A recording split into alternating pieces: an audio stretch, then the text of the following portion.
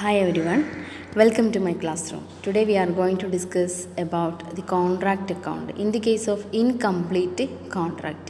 Previous ക്ലാസ്സിൽ നമ്മൾ discuss ചെയ്തത് കോൺട്രാക്റ്റ് അക്കൗണ്ട് കംപ്ലീറ്റ് കോൺട്രാക്റ്റിൻ്റെ കേസിൽ എങ്ങനെയാണ് കോൺട്രാക്റ്റ് അക്കൗണ്ട് ഓപ്പൺ ചെയ്യാന്നുള്ളതാണ്. ഓക്കെ, അപ്പോൾ ഇന്ന് നമ്മൾ എന്താണ് ഡിസ്കസ് ചെയ്യുന്നത്, കോൺട്രാക്റ്റ് അക്കൗണ്ട് ഇൻകംപ്ലീറ്റ് കോൺട്രാക്റ്റിൻ്റെ കേസിൽ എങ്ങനെയാണ് പ്രിപ്പയർ ചെയ്യുക.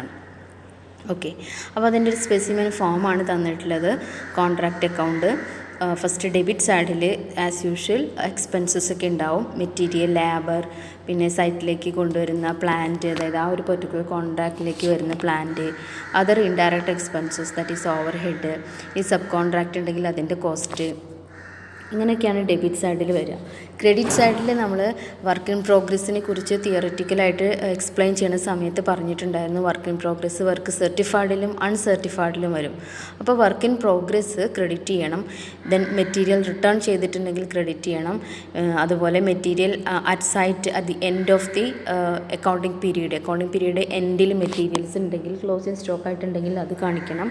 ദെൻ പ്ലാന്റ് മെറ്റീരിയൽ കാണിക്കുന്ന പോലെ തന്നെ പ്ലാന്റിൻ്റെയും ക്ലോസിങ് സ്റ്റോക്ക് കാണിക്കണം. ക്ലോസിങ് സ്റ്റോക്കല്ല, ക്ലോസിങ് ഡേറ്റിന് പ്ലാന്റിൻ്റെ വാല്യൂ കാണിക്കണം. ദാറ്റ് മീൻസ് ക്ലോസിങ് ഡേറ്റിന് പ്ലാന്റിൻ്റെ വാല്യൂ എന്ന് പറയുമ്പോൾ എന്താണ്, ഡിപ്രീസിയേഷൻ ലെസ് ചെയ്തിട്ടുള്ള വാല്യൂ. ഓക്കെ, അപ്പോൾ പ്ലാന്റ് കോൺട്രാക്റ്റിലേക്ക് പർച്ചേസ് ചെയ്യുമ്പോൾ ഡെബിറ്റ് സൈഡിൽ കാണിക്കണം, ഫുൾ എമൗണ്ട് ആയിട്ട് കാണിക്കുക. അതുപോലെ കോൺട്രാക്റ്റ് ഫിനിഷ് ചെയ്തതിന് ശേഷം അല്ലെങ്കിൽ അക്കൗണ്ടിങ് പീരീഡ് എൻഡ് ആകുമ്പോൾ പ്ലാന്റ് കാണിക്കണം. ആ എൻഡിൽ കാണിക്കുമ്പോൾ ഡിപ്രീസിയേഷൻ ലെസ് ചെയ്തിട്ടുള്ള എമൗണ്ടാണ് കാണിക്കേണ്ടത് ക്രെഡിറ്റ് സൈഡിൽ. ഓക്കെ, ദെൻ ഡെബിറ്റും ക്രെഡിറ്റും ബാലൻസ് ചെയ്യുമ്പോൾ നമുക്ക് നോഷണൽ പ്രോഫിറ്റോ ലോസോ കിട്ടും. അപ്പോൾ ഇതിൽ നമുക്ക് പ്രോഫിറ്റാണ് കാണിച്ചിട്ടുള്ളത്. പ്രോഫിറ്റ് ആണെങ്കിൽ ഡെബിറ്റ് സൈഡിൽ എഴുതണം, ലോസ് ആണെങ്കിൽ ക്രെഡിറ്റ് സൈഡിലായിരിക്കും എഴുതാം. അപ്പോൾ ക്രെഡിറ്റ് സൈഡ് കൂടുതലാണെങ്കിലാണ് പ്രോഫിറ്റ് ഉണ്ടാവുക. നോഷണൽ പ്രോഫിറ്റ് നെക്സ്റ്റ് നമ്മൾ താഴേക്ക് എന്ത് ചെയ്യും, ബ്രോഡ് ഡൗൺ ചെയ്യണം. ഓക്കെ, അതാണ് നോഷണൽ പ്രോഫിറ്റ് ബ്രോഡ് ഡൗൺ എന്ന് പറഞ്ഞിട്ട് ഇവിടെ കാണിച്ചിട്ടുള്ളത്. ഇനി ഈ നോഷണൽ പ്രോഫിറ്റ് മുഴുവനായിട്ട് പ്രോഫിറ്റ് ആൻഡ് ലോസ് അക്കൗണ്ടിലേക്ക് ട്രാൻസ്ഫർ ചെയ്യാൻ പറ്റില്ല. അതിൻ്റെ ഒരു പോർഷൻ വർക്ക് ഇൻ പ്രോഗ്രസ്സിലേക്ക് റിസർവായിട്ട് കീപ്പ് ചെയ്യാണ് ചെയ്യുക. കാരണം നോഷണൽ പ്രോഫിറ്റ് ആക്ച്വൽ പ്രോഫിറ്റ് അല്ല, കാരണം കോൺട്രാക്റ്റ് കംപ്ലീറ്റ് അല്ലല്ലോ. കോൺട്രാക്റ്റ് കംപ്ലീറ്റ് അല്ലാത്തത് കൊണ്ട് തന്നെ ഈ കിട്ടിയിട്ടുള്ള പ്രോഫിറ്റ് ആക്ച്വൽ പ്രോഫിറ്റ് അല്ല. അപ്പോൾ ഈ നോഷണൽ പ്രോഫിറ്റിൻ്റെ ഒരു പോർഷൻ മാത്രമാണ് പ്രോഫിറ്റ് ആൻഡ് ലോസ് അക്കൗണ്ടിലേക്ക് പോവുക. മറ്റ് ബാക്കിയുള്ള പോർഷൻ വർക്ക് ഇൻ പ്രോഗ്രസ്സിലേക്ക് റിസർവായിട്ട് ട്രാൻസ്ഫർ ചെയ്യാണ് ചെയ്യേണ്ടത്. അപ്പോൾ അതിൻ്റെ ഡീറ്റെയിൽ നമ്മളിപ്പോൾ പറയും, ഡിസ്കസ് ചെയ്യും, അതിന് ശേഷം മാത്രമാണ് പ്രോബ്ലം ചെയ്യുള്ളൂ. ഓക്കെ, ഇനി profit on incomplete contract. In the case of a small contract extending over the financial period, a profit or loss on the same may be ascertained by crediting it with the contract price due by the contractee. This procedure cannot be adopted in the case of contract extending beyond the accounting period and taking a long period of completion. If there is any profit upon the incomplete contract, it cannot be taken as actual profit. The profit upon the incomplete contract is known as notional profit. For the purpose of determining the amount of profit to be transferred to P&L account and making provision for future contingencies, the following guidelines may be kept in mind. അതായത് small contract ആണെങ്കിൽ അതൊരു accounting പീരീഡിൻ്റെ ഉള്ളിൽ അത് complete ആവുകയും ചെയ്യും. Contract account എങ്ങനെയാണ് prepare ചെയ്യുക എന്നുള്ളത് നമ്മൾ കഴിഞ്ഞ ക്ലാസ്സിൽ ഡിസ്കസ് ചെയ്തിട്ടുണ്ട്. ഇൻകംപ്ലീറ്റ് കോൺട്രാക്റ്റ് ആണെങ്കിൽ ആ ഇൻകംപ്ലീറ്റ് എന്ന് പറയുമ്പോൾ അത് കംപ്ലീറ്റ് അല്ല.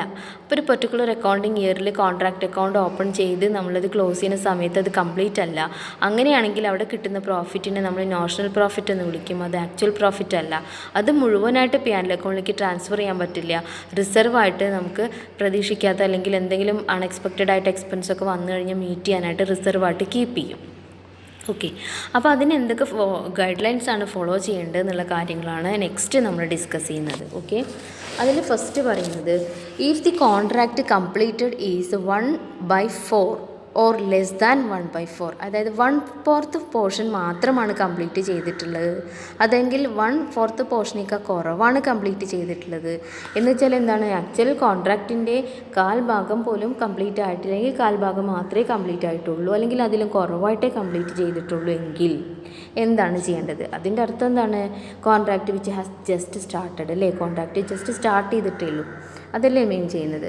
അപ്പോൾ അങ്ങനെ വരുമ്പോൾ no profit should be taken to credit of P&L account in case of contract which have just commenced and a small portion of work is complete. നമുക്ക് മനസ്സിലാക്കാൻ പറ്റുന്നത് ജസ്റ്റ് തുടങ്ങിയിട്ടേ ഉള്ളൂ കോൺട്രാക്റ്റ്. അപ്പോൾ അതുകൊണ്ട് തന്നെ ചെറിയൊരു എമൗണ്ടാണ് ക്രെഡിറ്റ് ചെയ്യാനുണ്ടാവുള്ളൂ. അതുകൊണ്ട് തന്നെ വർക്ക് അവിടെ കംപ്ലീറ്റും അല്ല, ചെറിയ പോർഷൻ നമ്മൾ എന്ത് ചെയ്യേണ്ട ആവശ്യമില്ല, P&L അക്കൗണ്ടിലേക്ക് ക്രെഡിറ്റ് ചെയ്യേണ്ട ആവശ്യമില്ല. അങ്ങനെയുള്ള സിറ്റുവേഷനിൽ നമ്മൾ എന്താ ചെയ്യേണ്ടി വരിക, the full amount of notional profit should be transferred to work in progress as reserve. അപ്പോൾ ആ ഭാഗം മാത്രം കംപ്ലീറ്റ് ആയിട്ടുള്ളൂ അല്ലെങ്കിൽ അതിനേക്കാൾ കുറവേ കംപ്ലീറ്റ് ചെയ്തിട്ടുള്ളൂ എങ്കിൽ ആ സിറ്റുവേഷനിൽ നമ്മൾ ചെയ്യേണ്ടത് ഫുൾ എമൗണ്ടും വർക്ക് ഇൻ പ്രോഗ്രസ്സിലേക്ക് ട്രാൻസ്ഫർ ചെയ്യുക, റിസർവായിട്ട് P&L അക്കൗണ്ടിലേക്ക് ട്രാൻസ്ഫർ ചെയ്യേണ്ട. അപ്പോൾ ആ പോയിൻ്റ് നോട്ട് ചെയ്യുക, തറവായിട്ട് പഠിക്കാം. ഓക്കെ. സെക്കൻഡ് പോയിന്റിൽ പറയുന്നത് where the work is complete more than 1/4 but less than 1/2 of the contract price. അതായത് 1/4 പോർഷൻ കംപ്ലീറ്റ് ആയിട്ടുണ്ട്, അതിനേക്കാൾ കൂടുതൽ കംപ്ലീറ്റ് ആയിട്ടുമുണ്ട്, പക്ഷേ ഹാഫ് പോർഷൻ എത്തിയിട്ടില്ല. അതായത് കാൽ ഭാഗം കൂടുതൽ വർക്ക് ആയിട്ടുണ്ട്, പക്ഷേ പകുതി ആയിട്ടുമില്ല. അപ്പോൾ ഈ 1/4 1/2 ഇടയിലാണ്, കാൽഭാഗത്തിൻ്റെയും പകുതിയുടെയും ഇടയിലാണ് എങ്കിൽ പകുതി ആയിട്ടില്ല, കാൽഭാഗം കൂടുകയും ചെയ്തിട്ടുണ്ട്. ആ ഒരു സിറ്റുവേഷനിൽ എന്ത് ചെയ്യണം? In this case, 1/3 of the notional profit as reduced by percentage of cash received may be credited to P&L account. The usual formula is notional profit into 1/3 into cash received divided by work certified. The balance of notional profit shall be kept as reserve till the completion. അപ്പോൾ പേടിക്കേണ്ട, ഇതിനകത്ത് ചെയ്യേണ്ട കാര്യം വളരെ സിമ്പിളാണ്. അതായത് നമുക്ക് കിട്ടുന്ന നോഷണൽ പ്രോഫിറ്റ്, ഇവിടെ നമ്മൾ അക്കൗണ്ടിൻ്റെ കാര്യം ഇങ്ങനെ അക്കൗണ്ടൊക്കെ പ്രിപ്പയർ ചെയ്തിട്ട് നമുക്ക് നോഷണൽ പ്രോഫിറ്റ് കിട്ടും അല്ലേ, ഈ ഒരു നോഷണൽ പ്രോഫിറ്റ് കിട്ടും. അതിൽ എത്ര പോർഷൻ P&L അക്കൗണ്ടിലേക്ക് ട്രാൻസ്ഫർ ചെയ്യണം, എത്ര പോർഷൻ വർക്ക് ഇൻ പ്രോഗ്രസ്സിലേക്ക് റിസർവായിട്ട് കീപ്പ് ചെയ്യണം എന്നുള്ളതാണ് നമ്മൾ പറയാൻ പോണത്. അപ്പോൾ നോഷണൽ പ്രോഫിറ്റ് നമുക്ക് കിട്ടി, അപ്പോൾ അതിൽ പകുതിയോളം കോൺട്രാക്റ്റ് ഹാഫ് ആയിട്ടില്ല, എന്നാൽ 1/4 കൂടുതലാവുകയും ചെയ്തിട്ടുണ്ട്. അങ്ങനെയുള്ള സിറ്റുവേഷനിൽ ഇവിടെ നിങ്ങൾ പോയിൻ്റ് ചെയ്യേണ്ടത് ഈ 1/3 ആണ്. കിട്ടിയ notional profit into 1/3 into cash received divide by work certified. പ്രോബ്ലത്തിൽ നമുക്ക് തരും എത്ര രൂപ റിസീവ് ചെയ്തിട്ടുണ്ട് ഈ കോൺട്രാക്റ്റിലേക്ക്, എത്ര രൂപയുടെ വർക്കാണ് സർട്ടിഫൈ ചെയ്തിട്ടുള്ളത്, അത് നമുക്ക് ക്വസ്റ്റ്യൻ ഐഡൻറ്റിഫൈ ചെയ്യാൻ പറ്റും. അപ്പോൾ നമ്മൾ എന്ത് ചെയ്യണം? Notional profit into 1/3 into cash received divided by work certified. അപ്പോൾ അങ്ങനെ കിട്ടുന്ന എമൗണ്ട് ഉണ്ടല്ലോ, അതെന്ത് ചെയ്യുക, അത് മാത്രം P&L അക്കൗണ്ടിലേക്ക് ട്രാൻസ്ഫർ ചെയ്തിട്ടുള്ളൂ, ബാക്കിയുള്ളത് റിസർവായിട്ട് കീപ്പ് ചെയ്യുക. ഓക്കെ. ഇനി തേർഡ് സിറ്റുവേഷനിൽ if the contract completed is more than 1/2 but less than 90%, അതായത് 2/3. 2/3 കുറവാണ്, പക്ഷേ എന്താണ് 1/2 കൂടുതലാണ്. എന്ന് വെച്ചാൽ പകുതിയിലധികം വർക്ക് ആയിട്ടുണ്ട്, 90% ആയിട്ടുമില്ല, 2/3 ആയിട്ടുമില്ല, പക്ഷേ എന്തുണ്ട് 1/2 ആയിട്ടുണ്ട്, പകുതിയിലധികം കംപ്ലീറ്റ് ആണ്. ഇങ്ങനെയുള്ള സിറ്റുവേഷനിൽ പ്രോഫിറ്റ് ട്രാൻസ്ഫർ ചെയ്യുമ്പോൾ ശ്രദ്ധിക്കേണ്ടത് 2/3 ആണ് ട്രാൻസ്ഫർ ചെയ്യേണ്ടത്. Notional profit into 2/3 into cash received divide by work certified. അപ്പോൾ ടോട്ടൽ വർക്ക് സർട്ടിഫൈഡിൽ ക്യാഷ് എത്രത്തോളം റിസീവ് ചെയ്തിട്ടുണ്ട് ആ ഒരു പ്രപ്പോർഷനിൽ മാത്രമേ നമ്മൾ ട്രാൻസ്ഫർ ചെയ്യേണ്ട ആവശ്യമുള്ളൂ. ഓക്കെ. അപ്പോൾ അതുകൊണ്ടാണ് ഇക്വേഷൻ ഇങ്ങനെ വന്നിട്ടുള്ളത്, notional profit into 2/3 into cash received divided by work certified.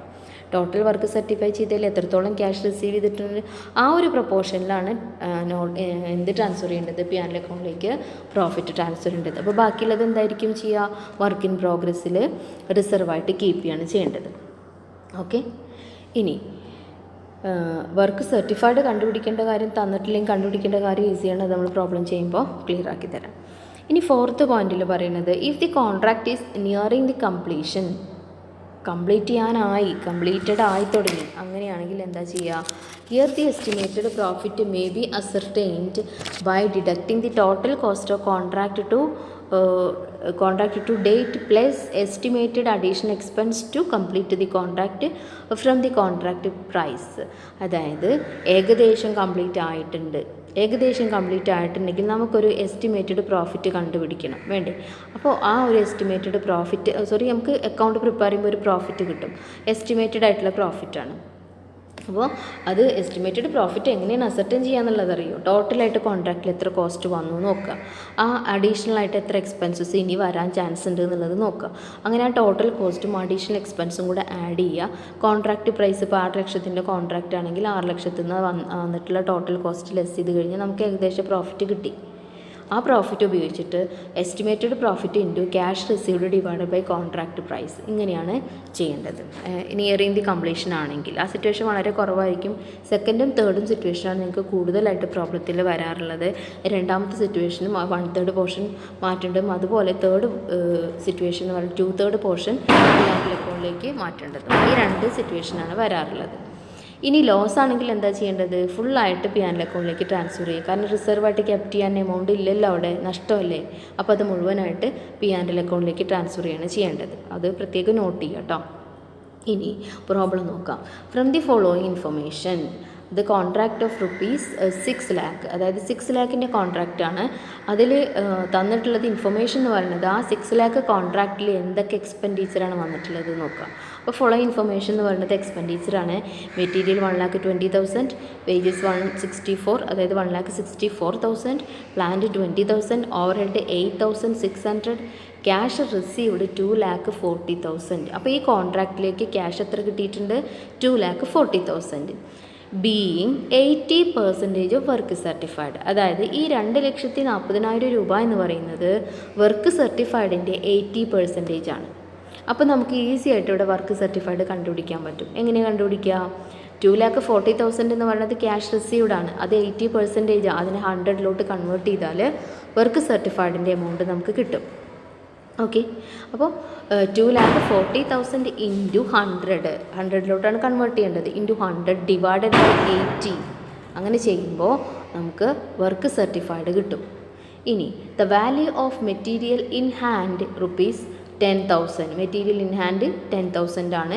Plant has undergone 20% depreciation, പ്ലാന്റിൻ്റെ ഡിപ്രീസിയേഷൻ 20%. ഇത്ര ഇൻഫർമേഷൻസിൽ നിന്ന് നമുക്ക് കോൺട്രാക്റ്റ് അക്കൗണ്ട് പ്രിപ്പയർ ചെയ്യണം. ഫസ്റ്റ് എന്ത് ചെയ്യാം? ഹെഡിങ് കൊടുക്കുക കോൺട്രാക്റ്റ് അക്കൗണ്ട്. മെറ്റീരിയൽ കോസ്റ്റ് നോക്കൂ, 1,20,000 അത് എഴുതിയിട്ടുണ്ട്.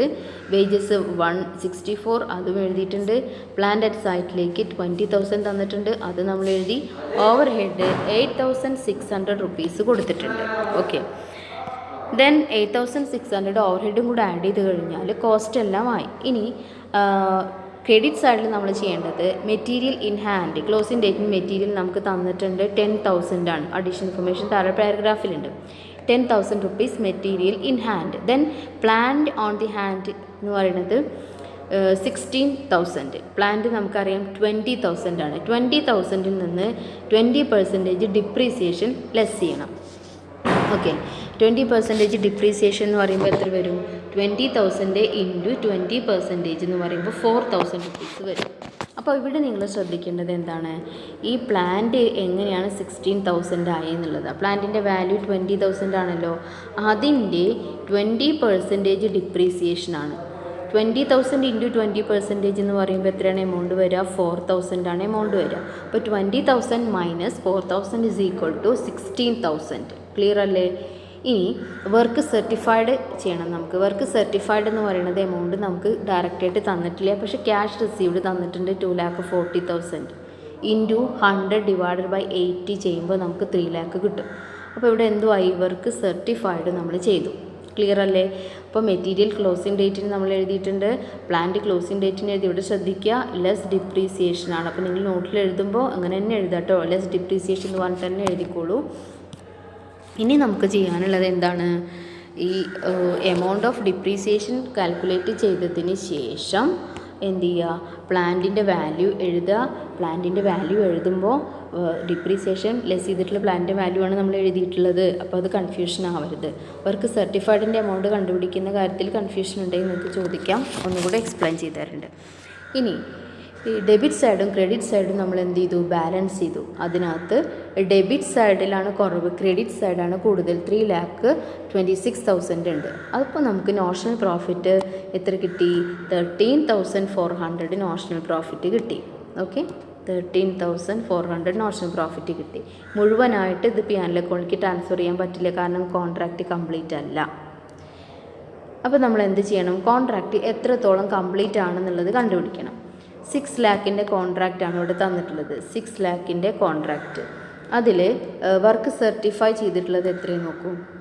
വർക്ക് സർട്ടിഫൈ ചെയ്തിട്ടുള്ളത് ഇത് നമ്മൾ കണ്ടുപിടിച്ചതാണ് 3 lakh. എന്ന് വെച്ചാൽ എന്താ? 6 ലക്ഷത്തിൻ്റെ കോൺട്രാക്റ്റിൽ കംപ്ലീറ്റ് ചെയ്തത് 3 ലക്ഷത്തിൻ്റെ കോൺട്രാക്റ്റാണ്. എന്ന് വെച്ചാൽ പകുതിയാണ് അല്ലേ, 0.5% കംപ്ലീറ്റ് ആയിട്ടുണ്ട്. അപ്പോൾ 0.5% 50% കംപ്ലീറ്റ് ആയിട്ടുണ്ടെങ്കിൽ എന്താണ് മീൻ ചെയ്യുന്നത്, എങ്ങനെയാണ് നോഷണൽ പ്രോഫിറ്റ് ട്രാൻസ്ഫർ ചെയ്യേണ്ടത് നമ്മൾ പഠിച്ചു. എങ്ങനെയാണ് 2/3 ആണ് അല്ലേ. അപ്പോൾ if the contract completed is more than 1/2 but less than 90%, ഈ സിറ്റുവേഷനിൽ നമ്മൾ ഇരിക്കുന്നത് 6 ലക്ഷത്തിൻ്റെ കോൺട്രാക്റ്റ് 3 ലക്ഷമാണ് കംപ്ലീറ്റ് ആയത്. അപ്പോൾ നമ്മൾ നോഷണൽ പ്രോഫിറ്റ് 2/3 ആണ് ട്രാൻസ്ഫർ ചെയ്യേണ്ടത്. അപ്പോൾ നമ്മളത് എങ്ങനെ ചെയ്തിട്ടുള്ളൂ നോക്കൂ. ക്യാഷ് റിസീവ് ചെയ്തത് 2,40,000 ആണ്, സർട്ടിഫൈ ചെയ്തത് 3 lakh ആണ്, നോഷണൽ പ്രോഫിറ്റ് കിട്ടിയത് 13,400 ആണ്. അപ്പോൾ ട്രാൻസ്ഫർ ചെയ്യുക 13,400 into 2/3 into cash received 2,40,000 divided by 3 lakh, that is equal to എത്ര എമൗണ്ട് കിട്ടുക, 7,147 ആണ് കിട്ടുക. ഓർ എന്ന് പറഞ്ഞ് കൊടുത്തിട്ടുണ്ട്, അത് നോക്കൂ. നോഷണൽ പ്രോഫിറ്റ് ഇൻറ്റു 2/3 ഇൻറ്റു ഈ cash received divide by work സർട്ടിഫൈഡിന് ചെയ്യുന്നതിന് പകരം നമുക്ക് ക്വസ്റ്റ്യനിൽ ഒരു പെർസെൻറ്റേജ് തന്നിട്ടുണ്ട്. ഈ പെർസെൻറ്റേജ് വെച്ച് ചെയ്താലും നമുക്ക് ആൻസർ കിട്ടും. അതാണ് ഞാനവിടെ ഓർ എന്ന് പറഞ്ഞിട്ട് കൊടുത്തിട്ടുള്ളത്. നോക്കൂ, ഇവിടെ ഇങ്ങനെയും ചെയ്യാം. 13,400 ഇൻറ്റു 2/3 ഇതിന് പകരം cash received divided by work സർട്ടിഫൈഡിന് പകരം ഈ തന്ന പെർസെൻറ്റേജ് അപ്ലൈ ചെയ്താലും നമുക്ക് ആൻസർ കിട്ടും. എന്ത് ആൻസർ കിട്ടും, 7,147 ആൻസർ കിട്ടും. ഓക്കെ, ഇനി നമ്മൾ അത് നോഷണൽ പ്രോഫിറ്റ്, ഇവിടെ നോഷണൽ പ്രോഫിറ്റ് നമ്മൾ എന്താ ചെയ്ത് അതിങ്ങോട്ട് ബ്രോഡ് ഡൗൺ ചെയ്തു. അതിൽ P&L അക്കൗണ്ടിലേക്ക് ട്രാൻസ്ഫർ ചെയ്യേണ്ട എമൗണ്ട് നമ്മൾ കണ്ടുപിടിച്ചത് ഇതിൻ്റെ ബ്രാക്കറ്റിൽ തന്നെ നിങ്ങൾ എഴുതിയാൽ നിങ്ങൾക്ക് കുറച്ചുകൂടെ ക്ലിയർ ആവും. വർക്കിംഗ് നോട്ടിൽ എഴുതിയത് ഈ ബ്രാക്കറ്റിൽ എഴുതിക്കോളൂ. ബാലൻസിങ് ഫിഗർ റിസർവായിട്ട് വർക്ക് ഇൻ പ്രോഗ്രസ്സിലേക്ക് ട്രാൻസ്ഫർ ചെയ്യുക. അപ്പോൾ ഈ ബാലൻസിങ് ഫിഗർ നിങ്ങൾ കാണിക്കുമ്പോൾ transferred to work in progress എന്ന് ബ്രാക്കറ്റിൽ ആസ് റിസർവ് എന്ന് പറഞ്ഞിട്ട് കാണിക്കുക കേട്ടോ. ബാലൻസ് ക്യാരി ഡൗൺ എന്ന് പറയുന്നതിന് പകരം transferred to work in progress as reserve എന്ന് പറഞ്ഞിട്ട് 6,253 കാണിക്കുക. അതെവിടുന്ന കിട്ടിയ കൺഫ്യൂഷൻ വരരുത്. 13,400 നിന്ന് ഈ എമൗണ്ട് ലെസ് ചെയ്താൽ നമുക്ക് ഇത് കിട്ടും. ഓക്കെ, ഇനി എന്തെങ്കിലും സംശയം തോന്നുകയാണെങ്കിൽ നിങ്ങൾക്ക് എൻ്റെ അടുത്ത് ചോദിക്കാം, ഒന്നുകൂടെ ക്ലിയർ ആക്കി പറഞ്ഞുതരാം. Thank you.